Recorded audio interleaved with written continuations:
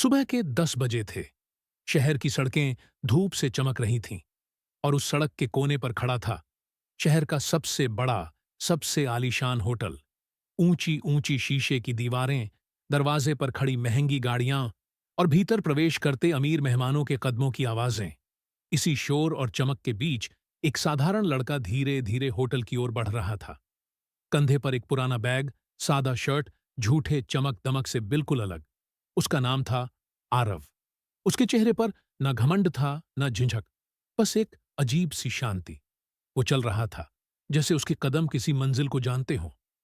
जैसे ही वह होटल के बड़े गेट तक पहुंचा, गार्ड ने हाथ उठाकर रास्ता रोक लिया। आवाज में सख्ती और शक दोनों थे। रुको भाई, कहाँ जा रहे हो? यहां सिर्फ गेस्ट्स आते हैं, डिलीवरी वाले पीछे से जाते हैं। आरव हल्के से मुस्कुराया। मैं गेस्ट ही हूं, मेरी यहां बुकिंग है। गार्ड ने भौहें सिकोड़ लीं। बुकिंग? तुम्हारी? उसने ऊपर से नीचे तक आरव को देखा। साधारण कपड़े, धूल से सनी जूते और हाथ में पुराना बैग। भाई, ये होटल सबके बस की बात नहीं। ये जगह बड़ी बड़ी हस्तियों की है। आरव ने शांत स्वर में कहा। एक बार रिसेप्शन पर चेक तो कर लो। अगर गलती मेरी हुई तो मैं खुद चला जाऊंगा। गार्ड ने हंसकर दरवाजा खोला, पर उसकी आंखों में वही तिरस्कार था जो अक्सर गरीब दिखने वाले लोगों के लिए समाज में होता है। अंदर कदम रखते ही एयर कंडीशन की ठंडी हवा ने जैसे आरव के कपड़ों को भी परख लिया।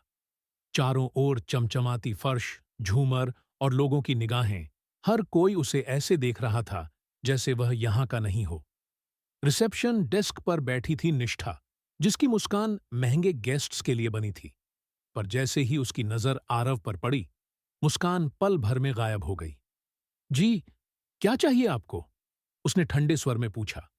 आरव ने विनम्रता से कहा, मेरी बुकिंग है, आरव मेहता के नाम से। निष्ठा ने भौहें चढ़ाईं, कंप्यूटर पर कुछ टाइप किया, फिर बोली, सर, यहां ऐसा कोई नाम नहीं है। शायद आपने कोई और होटल बुक किया होगा।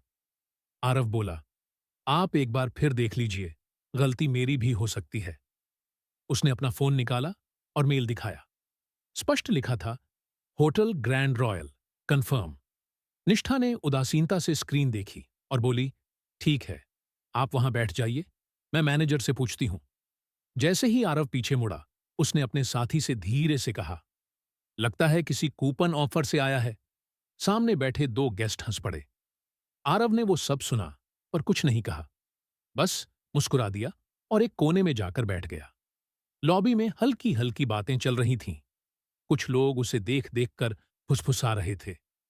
लगता है मुफ्त में खाना खाने आया है। एक और ने कहा, इन लोगों को कोई जगह नहीं मिलती, यहां चले आते हैं। एक छोटी बच्ची ने अपनी मां से पूछा, मम्मी, वो अंकल यहां क्यों बैठे हैं? वो तो होटल वाले जैसे नहीं लगते। मां ने जवाब दिया, बेटा, सब किस्मत की बात है। कुछ लोग बस देखने आते हैं कि अमीरी कैसी होती है। आरव की आंखों में हल्की सी चमक आई। वो मुस्कुराया, पर भीतर कुछ चुभा जरूर। वो चुपचाप बैठा रहा, दोनों हाथों को जोड़े हुए, मानो खुद को समझा रहा हो। सब ठीक है, बस थोड़ी देर और। उधर होटल के अंदर मैनेजर राहुल अपने केबिन में बैठा था। महंगा सूट, चमकदार टाई और चेहरा घमंड से भरा हुआ। वो किसी विदेशी क्लाइंट से फोन पर बात कर रहा था। हमारे होटल की प्रतिष्ठा सबसे अलग है, यहां सिर्फ क्लास लोग आते हैं। इतने में निष्ठा अंदर आई। सर, नीचे एक बुजुर्ग सा लड़का बैठा है, कहता है उसकी बुकिंग है। राहुल ने हंसते हुए कहा, कपड़ों से तो नहीं लगता कि अफोर्ड कर सकता है। नहीं सर, वो बहुत सिंपल है। तो सिस्टम में नाम कैसे आएगा? राहुल बोला, बोल दो फुल बुक्ड है। निष्ठा सिर हिलाकर बाहर चली गई। वहीं पास में होटल का एक बेल बॉय रवि यह सब सुन रहा था। वो कुछ देर तक सोचता रहा, फिर धीरे धीरे आरव के पास गया। सर, आपको मदद चाहिए? आरव मुस्कुराया। बस मेरी बुकिंग चेक करनी थी, शायद सिस्टम में गलती है। रवि ने कहा, आप रुकिए, मैं बात करता हूं। वो तेजी से मैनेजर के केबिन में पहुंचा। सर, मैंने कंफर्मेशन मेल देखा है, शायद कोई एरर है। राहुल भड़क गया। रवि, तुम्हारा काम बैग उठाना है, बुकिंग देखना नहीं। बाहर निकलो। रवि चुप हो गया, पर दिल में बोझ लिए बाहर निकला। वो समझ नहीं पा रहा था कि इंसान को कैसे कपड़ों से आंका जा सकता है। आरव उठ खड़ा हुआ। वो धीरे से बोला, शायद गलती मेरी थी। कोई बात नहीं। निष्ठा ने राहत की सांस ली। जी हां, यही बेहतर रहेगा। आरव ने मुस्कुराकर सिर हिलाया, फिर धीरे धीरे बाहर की ओर बढ़ गया। वो चला गया, लेकिन उसके जाने के बाद होटल में एक सन्नाटा छा गया, जैसे कोई आईना सबके सामने रख गया हो। अगली सुबह होटल में हलचल थी। कहा जा रहा था कि आज एक नया निवेशक आने वाला है, जो होटल में बड़ा हिस्सा खरीदेगा। हर कोई तैयारी में लगा था। राहुल ने अपने कपड़े ठीक किए, बालों में जेल लगाया और गर्व से बोला, इन्वेस्टर आएगा तो मैं ही संभाल लूंगा। दरवाजे खुले। अंदर वही चेहरा आया, आरव। पर आज वो पहले जैसा नहीं लग रहा था। साफ ब्लेजर, आत्मविश्वास से भरी आंखें और पीछे दो अधिकारी, जिनके हाथों में ब्रीफकेस थे। सभी कर्मचारी सन्न रह गए। गार्ड, जो कल तक उसे रोक रहा था, अब सलाम में झुक गया। रिसेप्शन पर खड़ी निष्ठा का चेहरा पीला पड़ गया। आरव ने कहा, मैनेजर को बुलाओ। राहुल बाहर आया। चेहरे पर बनावटी मुस्कान थी। ओह, आप फिर आ गए? आरव ने शांति से एक फाइल उसके सामने रखी। ये होटल अब मेहता ग्रुप के अधीन है और मैं इसका नया को-ओनर हूं। राहुल के चेहरे से हंसी गायब हो गई।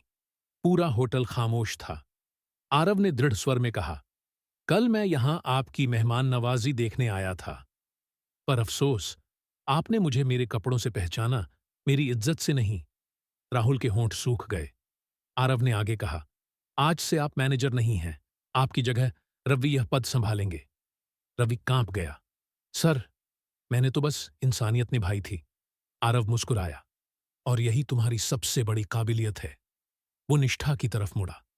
गलती हर इंसान से होती है, लेकिन याद रखना, कभी किसी को उसके कपड़ों से मत आंकना।